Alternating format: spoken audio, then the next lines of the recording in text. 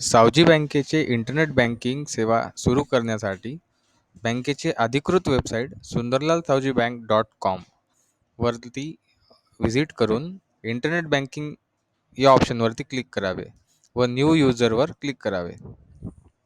त्यानंतर बँकेच्या पासबुकवरती असलेला ग्राहक क्रमांक, खाते क्रमांक व बँकेमध्ये रजिस्टर केलेला आपला मोबाईल क्रमांक यासह आपल्या बँकेमध्ये जी डेट ऑफ बर्थ आपण जन्मपुरावा म्हणून दिलेली आहे ती डेट ऑफ बर्थ व स्क्रीनवरती असलेला कॅप्चा ह्या सर्व गोष्टी आपल्याला प्रविष्ट करायच्या आहेत.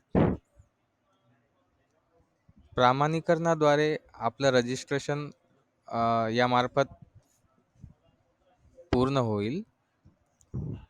त्याकरिता स्क्रीनवरती दिलेल्या डिटेल्स ह्या व्यवस्थितरित्या सबमिट करून आपल्याला नेक्स्ट बटनवरती क्लिक करायचं आहे.